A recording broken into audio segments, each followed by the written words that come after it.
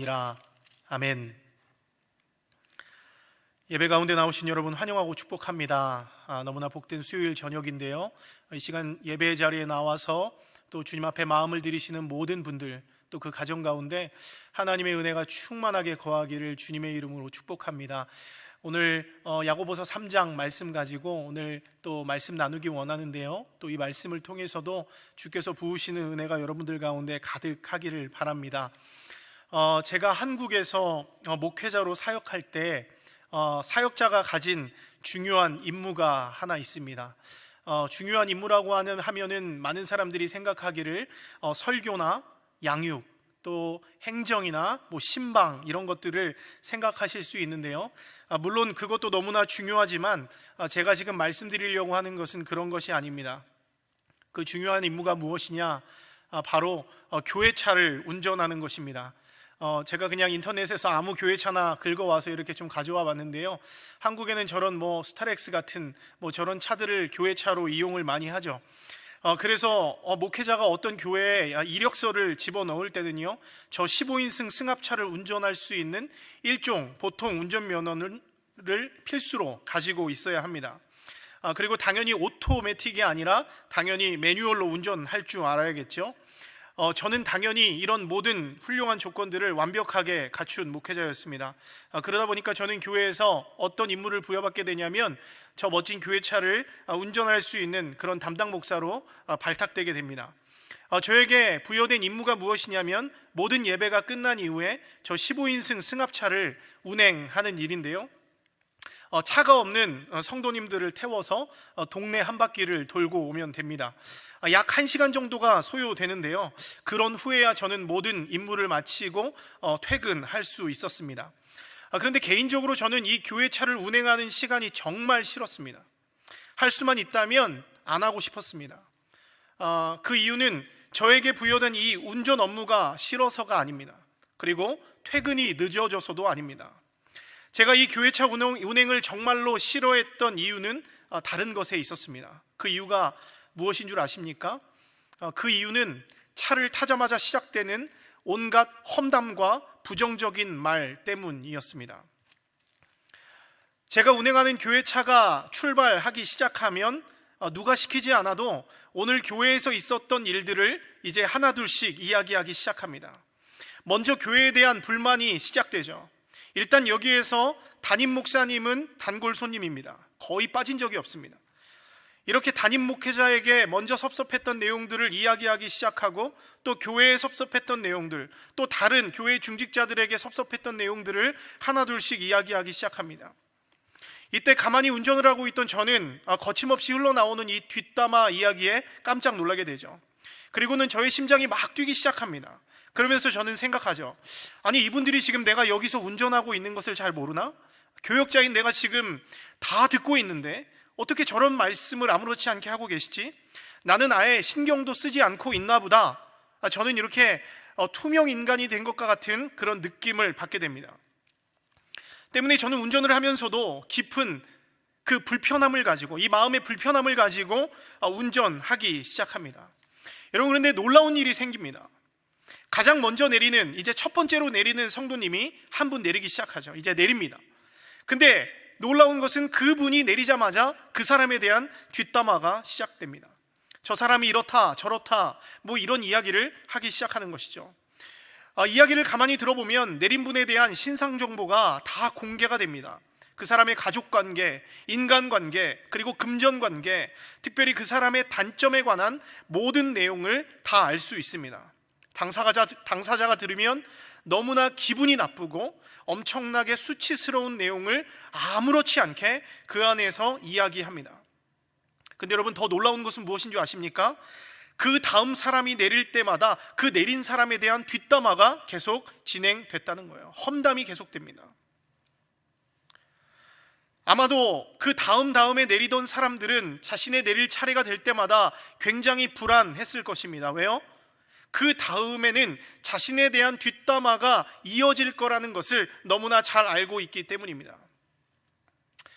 결국 모든 사람들이 내리고 이제 마지막에 내리시던 한 권사님이 저에게 한마디 하십니다. 저는 지금도 그 말이 잊혀지지가 않아요. 너무나 생생합니다. 그 정도로 저에게는 그 말이 너무나 충격적으로 다가왔습니다.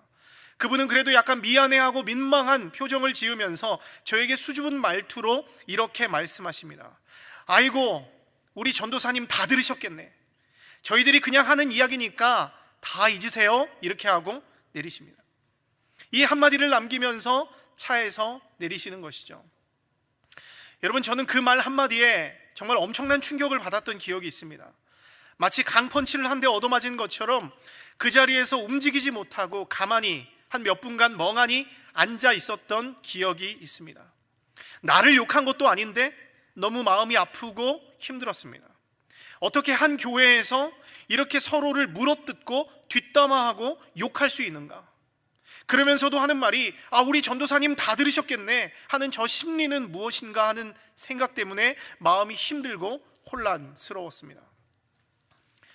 여러분, 더군다나 그분들은 어떤 분들입니까? 교회 차에 올라타기 전까지 예배 자리에 있었던 분들입니다. 한 교회를 이루면서 함께 모여 찬송하고 기도하고 말씀 듣고 함께 식탁 교제를 나누면서 서로 함께 있었던 분들입니다. 근데 그렇게 찬송하고 기도하고 축복하던 입으로 이젠 어떻게 합니까? 그 형제를 뒷담화하고 흉보고 욕하고 있습니다. 여러분, 저는 아무리 생각해도, 지금 생각해도 이것은 교회의 모습이 아니라고 생각합니다. 예수 그리스도를 믿고 따르는 교회라면 이런 비정상적인 말과 행동들을 당장 멈추어야 하는 것이죠. 사랑하는 성도 여러분, 제가 설교의 서두부터 너무나 무거운 주제로 여러분들에게 말씀드려서 너무나 죄송한 마음입니다. 하지만 저는 이것이 현실이라고 생각합니다. 제가 지금 말씀드린 이 교회차의 예화는요, 하나의 상징이죠. 15명이 탈 수 있는 이 교회차 안에서 행해지는 그런 험담과 뒷담화는 우리의 모습을 보여주는 하나의 샘플이라고 할 수 있습니다.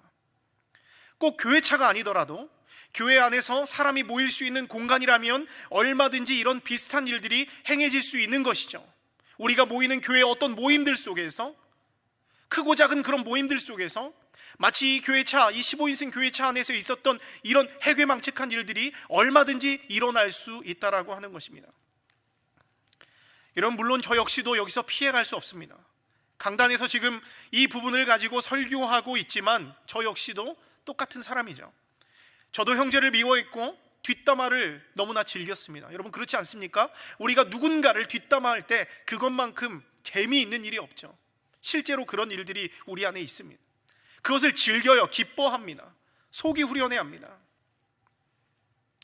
저도 하나님을 찬송한 입으로 형제를 저주하고 악담을 쏟아낸 경험들이 너무나 많습니다.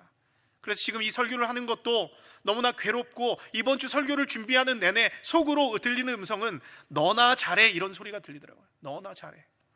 너무나 괴롭고 힘이 들었습니다.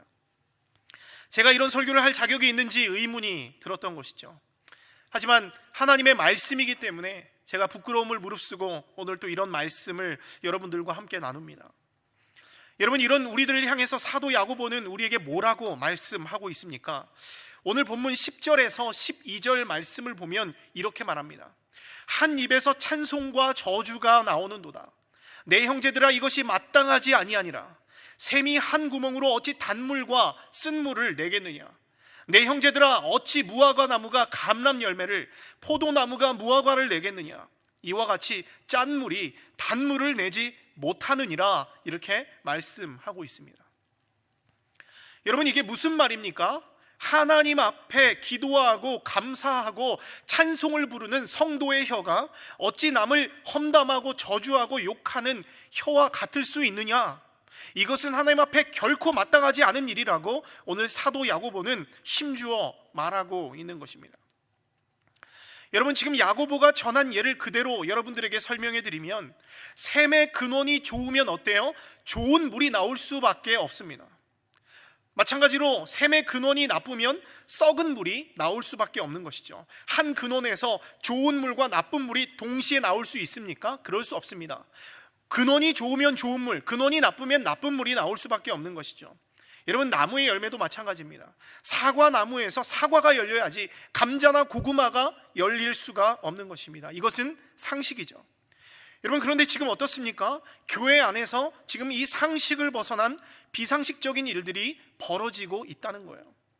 천국의 눈으로 보면 우리가 보는 프로그램 중에 세상에 어떻게 이런 일이라는 프로그램에 나올 법한 일들이 우리 교회 안에서 날마다 매 순간 곳곳에서 일어나고 있다는 것이죠.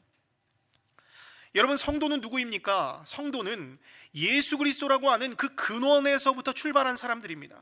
생명의 근원 되신 예수님으로부터 나온 자들이라면 예수님을 닮은 생명의 물이 우리 가운데서, 우리 입에서, 우리의 모든 행동에서 솟아나오는 것이 정상이라고 할 수 있습니다. 성령의 열매를 맺는 것이 정상입니다. 그런데 구원받은 신자의 입에서 저주의 말, 험담의 말, 음란한 말, 거짓말, 이간질하는 말, 그리고 교만의 말, 욕설, 비방, 그리고 사기치는 말들이 계속 쏟아져 나오고 있다면 그 근원을 의심해 봐야 한다라고 하는 것이죠. 즉, 이것은 우리가 굳게 믿고 있는 바와는 다르게 우리의 근원이 예수 그리스도라고 믿고 있지만 그렇지 않을 수 있다는 상당히 심각한 말입니다. 나는 이미 예수 그리스도의 은혜로 구원받은 백성이라고 생각하고 믿음 안에서 살고 있다고 생각하지만 실제로는 아닐 수도 있다라고 하는 것이죠. 야고보서가 구원받은 이후의 신자의 삶에 대해서 이것을 정리해주고 이것을 지적해주고 있는 것이죠. 야고보는 지금 우리가 구원받은 백성이라고 생각하고 있지만 어쩌면 그것이 아닐 수가 있어. 왜요? 어떻게 해요? 열매로 알 수 있다는 거예요. 열매로. 너희 열매를 봐라. 너희가 지금 내고 있는 물을 봐라. 이것을 우리에게 이야기해주고 있는 것입니다.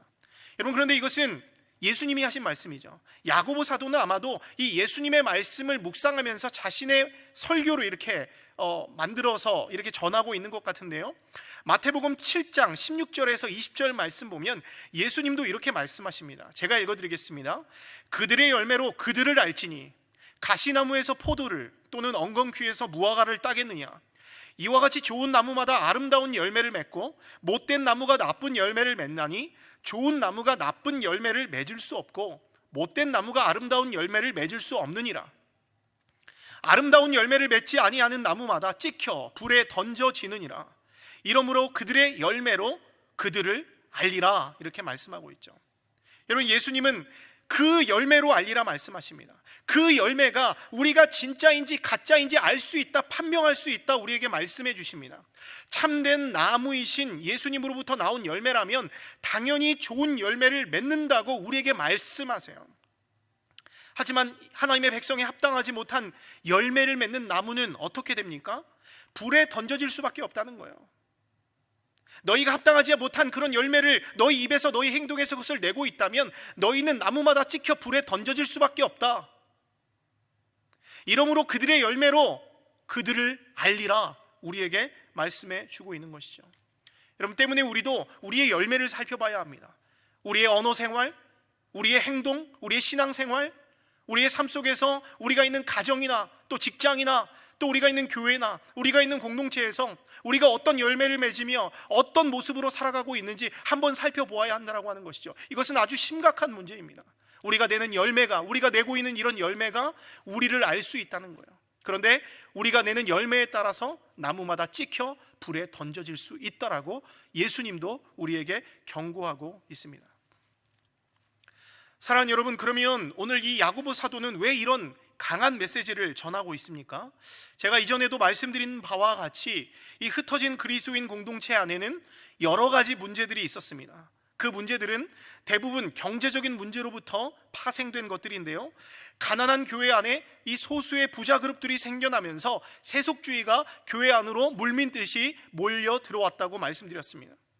사람들은 부를 최고의 가치로 숭상합니다. 그리고 그 부를 획득하기 위해서라면 무슨 일이든 다 합니다. 제일 심각한 문제는 무엇입니까? 교회 안에서 경제적인 잣대를 가지고 믿음의 형제들을 판단하고 차별하는 문제였습니다. 부자들 앞에서는 머리를 숙이고 아부하지만 가난한 이웃들을 향해서는 업신여기며 멸시하는 언행을 일삼습니다. 여러분, 야고보서 2장을 한번 보십시오. 여기를 보면 어떻게 이야기합니까? 교회 안에 금가락지를 끼고 아름다운 옷을 입은 부자가 들어오니까 어떤 말을 합니까?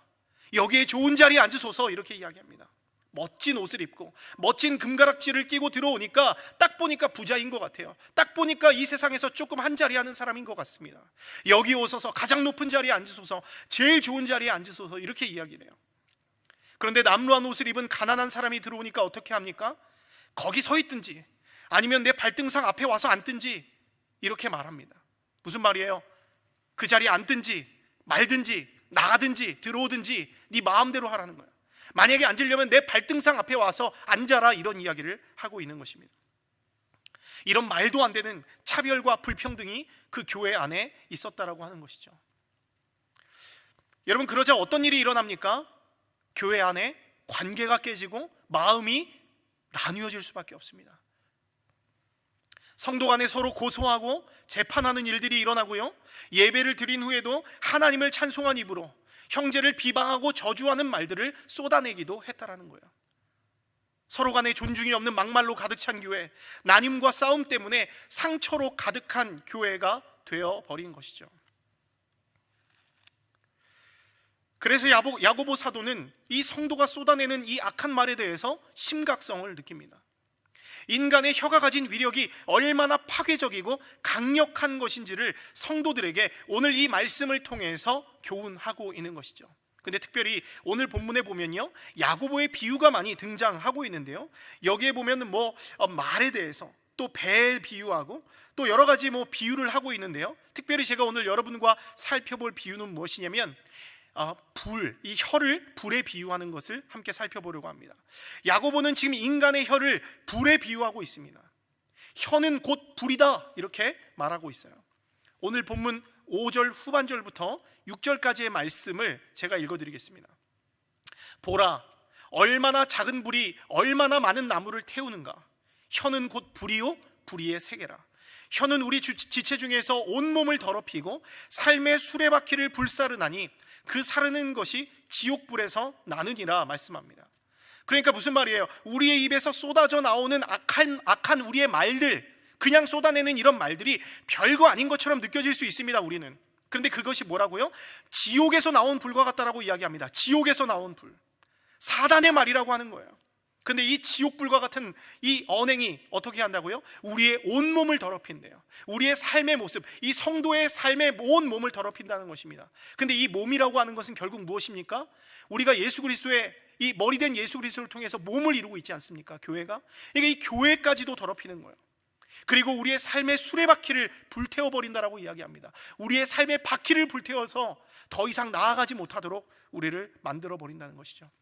우리의 삶과 우리의 온 교회를 불살라버릴 수 있는 강력한 힘을 가진 것이 바로 우리의 혀라고 하는 것입니다. 불과 같은 혀를 말하고 있는 것이죠. 여러분, 이것에 대한 좋은 예가 하나가 더 있습니다.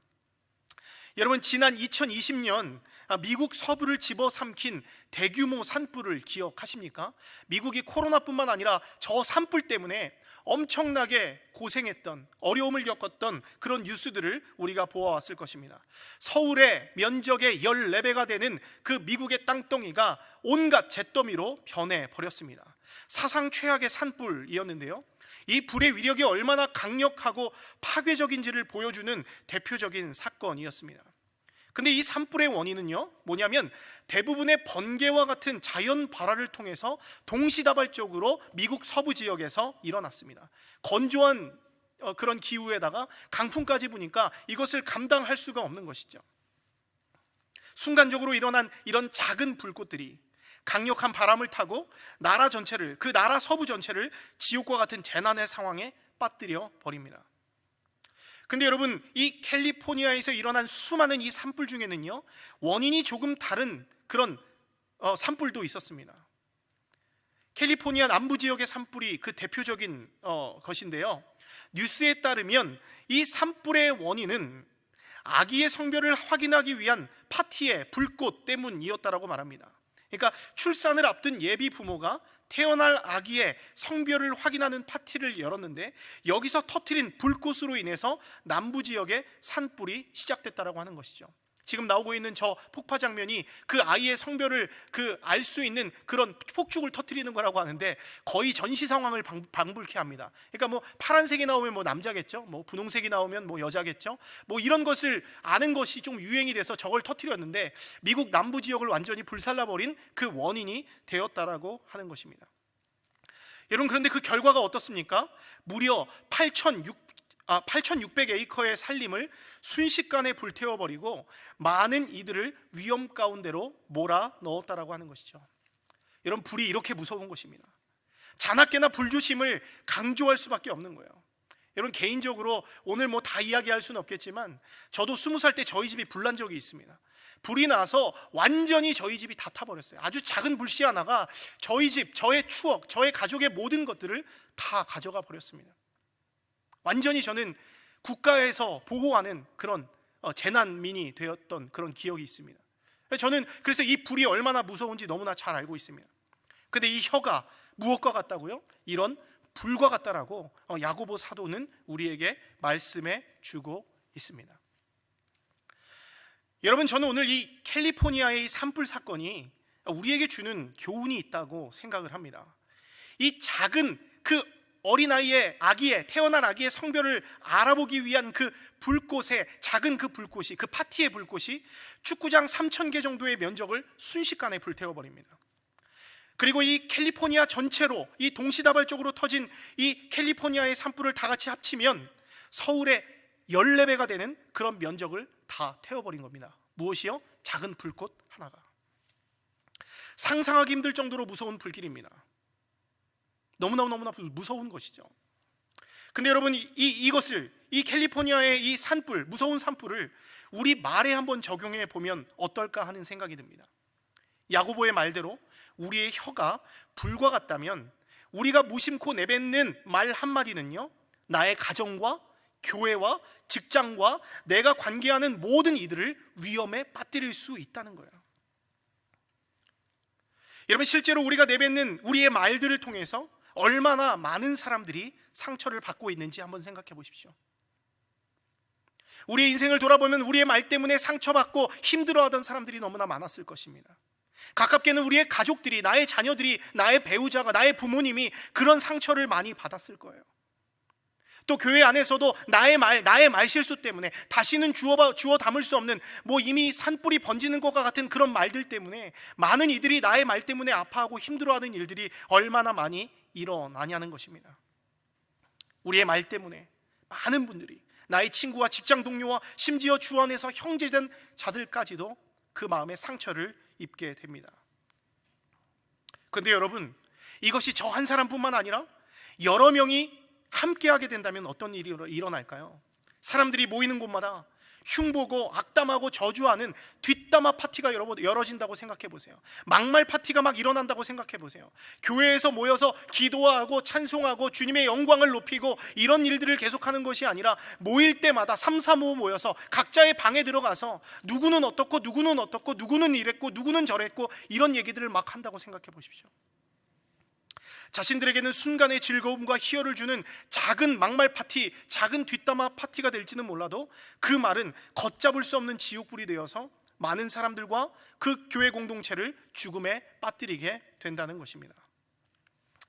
사랑하는 성도 여러분, 때문에 우리는 우리의 혀가 이 불과 같다라고 하는 이 비유를 깊이 생각해 보아야 합니다.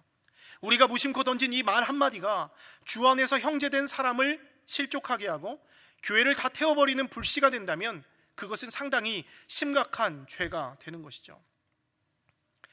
여러분, 실제로 많은 사람들이 교회에 왔다가 받게 되는 상처의 대부분이 말에 대한 상처라고 합니다. 그 상처가 얼마나 큰지 다시는 교회에 나오고 싶지 않다고 말합니다. 저 역시 목사이기 때문에 많은 분들을 신방하고 전화하면서, 성도님 왜 교회에 나오지 않으십니까? 어떤 청년에게 전화해서 왜 교회를 나오지 않니? 라고 이야기를 해보면 교회에서 받은 말의 상처 때문에 나가지 않는다라고 이야기합니다. 앞으로도 나가지 않을 거라고 이야기합니다. 교회 다니는 사람들의 말이 더 날카롭고 더 아프다라고 이야기를 합니다. 이것은 분명 심각한 문제라고 할 수 있는 것이죠. 여러분, 그런데 이거보다 더 심각한 것은 무엇인 줄 아십니까? 형제를 저주하는 우리의 언행이, 우리의 잘못된 그 언행이 예수께서 우리에게 부탁하신 말씀을 정면으로 불순종하는 행위가 된다는 것입니다. 여러분, 요한복음 19장 말씀을 보면 예수님은 십자가에서 운명하시기 전에 십자가 곁에 있는 자들을 십자가 아래로 부르십니다. 당시 예수님의 십자가 곁에는 예수님의 어머니와 그의 사랑하는 제자, 그리고 3명의 여인들이 서 있었습니다. 특별히 예수님은 그 어머니와 사랑하는 제자를 부르시고 그들에게 무언가를 당부하십니다. 먼저 예수님이 어머니에게 말씀합니다. 여자여, 보소서 아들이니이다. 그 다음 사랑하는 제자에게 말씀하십니다. 보라, 내 어머니라. 여러분, 이 장면은 아들 예수님이 육신의 어머니 마리아를 끝까지 사랑하며 섬기는 모습이라고 할 수 있습니다. 하지만 이 장면은 예수님이 단순히 효자로서 그것을 보여주는 것, 그 효심을 보여주는 것에 그치는 것이 아닙니다. 예수님의 이 부르심, 그리고 보라 내 어머니라, 어머님 당신의 아들입니다라고 말하는 이 말씀은 이제 새로운 사랑의 공동체인 교회의 탄생을 의미하고 있는 것입니다. 예수님은 자신에게 다른 형제가 있었음에도 불구하고, 그렇죠? 예수님에게 다른 형제들이 있었습니다. 그럼에도 불구하고 그 어머니를 누구에게 맡깁니까? 자신의 가장 사랑하는 제자에게 맡깁니다. 또 그 사랑하는 제자를 누구에게 맡깁니까? 바로 어머니에게 맡깁니다. 이것이 의미하는 바는 방금 말씀드린 대로 십자가 아래서 맺어진 새로운 가족 공동체, 십자가의 사랑에 근거한 새로운 상호 돌봄의 공동체인 그 교회의 탄생을 의미하고 있는 것이죠. 여러분, 그런 의미에서 보면 교회는 무엇입니까? 교회는 십자가 사랑 안에서 언약으로 세워진 하나님의 가족 공동체라고 할 수 있습니다. 여러분, 이것과 마찬가지로 예수님은 우리에게 어떻게 말씀하십니까? 우리를 부르세요. 우리 모두를 십자가 아래 모이게 하십니다. 그리고는 어떻게 하세요? 서로를 보게 하십니다. 그런 다음 뭐라고 말씀하세요? 보라 내 어머니다 말씀하십니다. 보라 내 형제와 자매들이다 말씀하십니다. 보라 내 아들이다, 내 아버지다, 이렇게 말씀하십니다. 그러면서 내가 십자가를 지면서까지 너희를 사랑했으니 너희도 십자가를 바라보며 그 의미를 깨닫고 서로 사랑하라 명령하고 있는 것이죠. 그 십자가 사랑으로 묶여진 공동체가 바로 교회입니다. 때문에 우리는 예수님이 이 십자가에서 보여주신 그 명령하신 그 사랑을 기억하고 본받아야 됩니다. 그 십자가 위에서 예수님은 우리를 위해서, 우리를 대신해서 우리의 죄를 짊어지시고 죽어주셨습니다. 그 은혜로 말미암아 우리가 하나님 나라의 백성 되는, 하나님 나라의 자녀가 되는 그런 은혜를 우리가 누리게 된 것입니다. 예수님이 직접 우리를 가족으로 묶여주셨기 때문에 사랑을 실천하는 제자의 삶을 우리도 살아가야 하는 것입니다. 교회가 그 십자가 아래서 서로 사랑하는 것, 그것이 예수께서 우리에게 원하시는 가장 중요한 명령이라고 할 수 있습니다. 때문에 가족된 형제, 자매들에게 우리가 악담을 그리고 저주를 퍼붓고 교회를 뒤흔드는 행위는 예수님의 명령을 정면으로 거부하는 일이기 때문에 이것이 위험한 일이라고 제가 말씀드릴 수 있는 것입니다.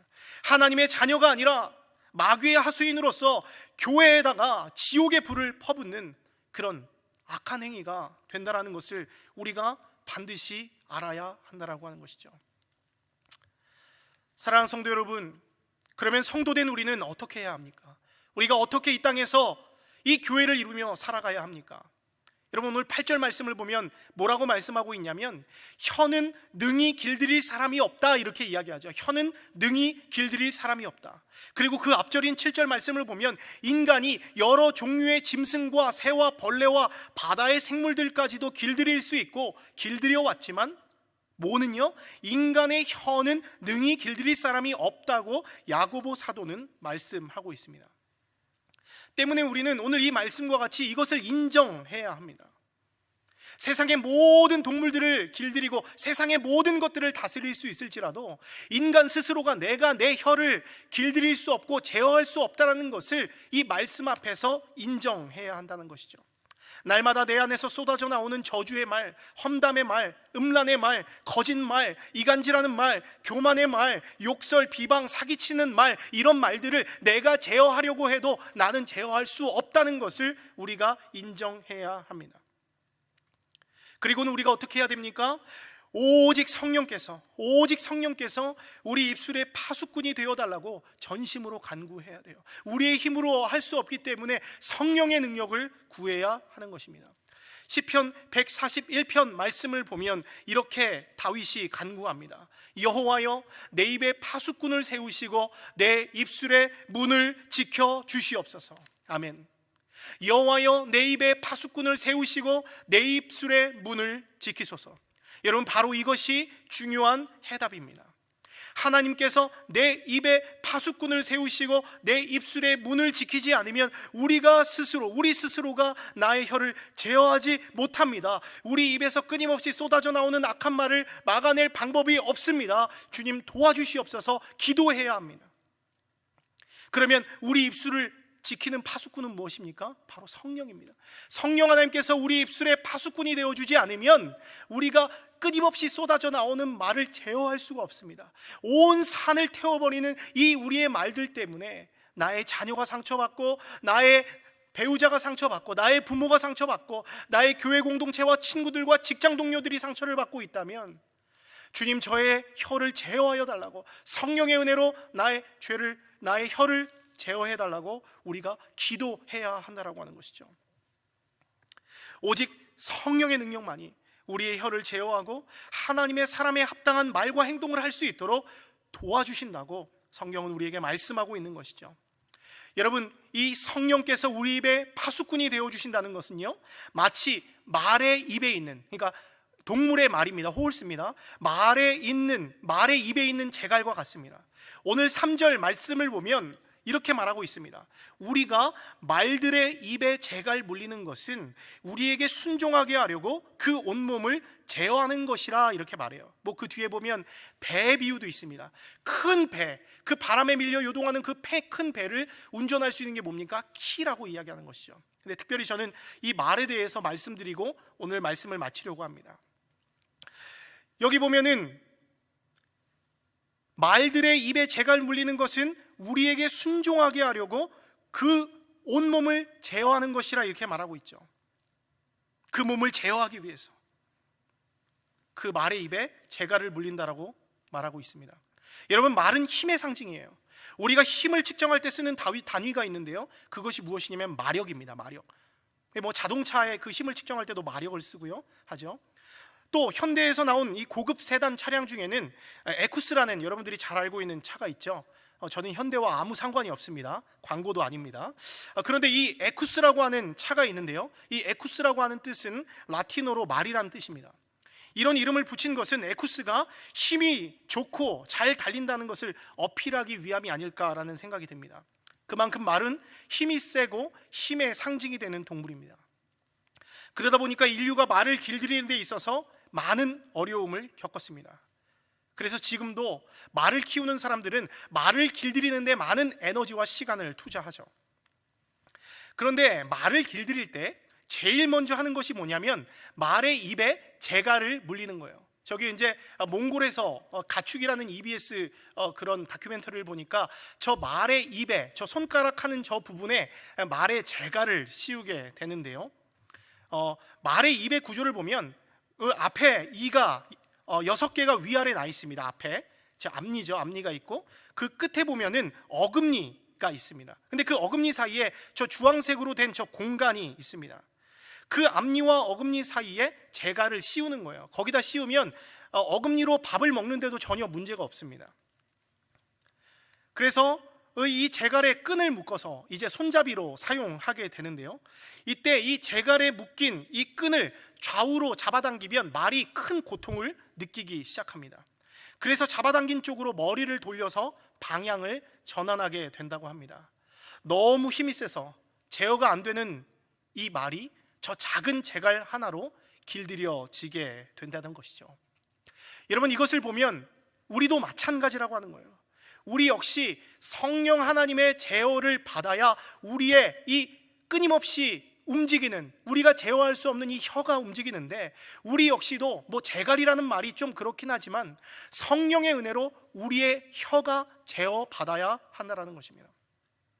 우리의 힘으로는 절대로 제어할 수 없는 이 혀를, 말에 입에 재갈을 물린 것처럼, 또 작은 키로 배를 조심스럽게 운전하는 것처럼 성령의 능력으로 우리의 혀를 제어하는 훈련을 해야 한다는 것입니다. 여러분, 말씀을 마무리합니다.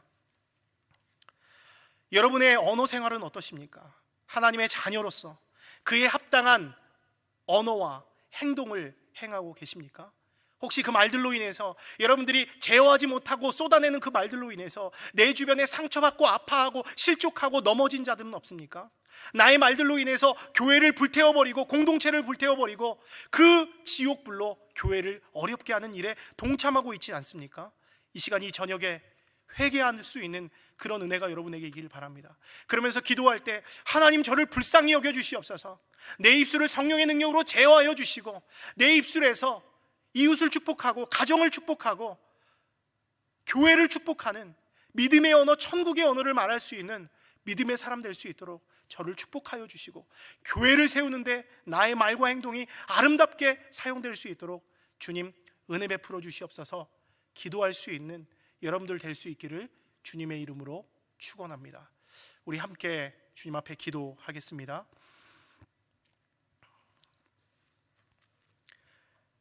은혜가 풍성하신 하나님, 예수 그리스도의 보배로운 피로 우리를 구속하여 주시고 십자가 아래서 새로운 언약의 공동체로 우리를 묶어주셔서 감사합니다. 주님이 부탁하신 대로 서로를 사랑하며 돌보는 가족 공동체가 되게 하시고, 천국의 언어로 서로를 축복하며 세우는 믿음의 공동체 되게 하여 주시옵소서. 그러나 이 시간 우리가 회개하는 마음으로 주님 앞에 간구하는 것은, 지금까지 우리의 언행이 올바르지 못했음을 주님 앞에 고백합니다. 예수님의 사랑으로 구원받은 백성이요, 주님의 은혜로 교회됨을 이루고 있으면서도 서로를 미워했습니다. 비방했습니다. 하나님을 찬송한 입으로 형제를 저주하고 많은 이들에게 상처를 주었습니다. 우리를 불쌍히 여겨주시고 용서하여 주시옵소서.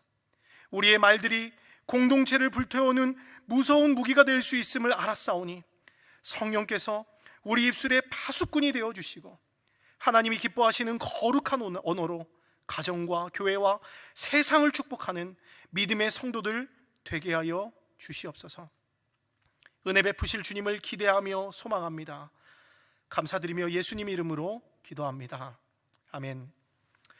이제는 교회의 머리 되신 예수 그리스도의 은혜와 하나님의 사랑하심과 성령 하나님의 교통교제 충만케 하시는 역사가 하나님의 백성으로서 성령 하나님의 돌보심에 따라 우리의 입술과 행동을 거룩하게 지키고 가정과 교회와 세상을 축복하며 살기 원하는 사랑하는 본안인 교회 모든 성도들 머리머리 위에, 그들의 말과 그들의 행동 위에 지금으로부터 영원토록 함께 하시기를 간절히 축원하옵나이다.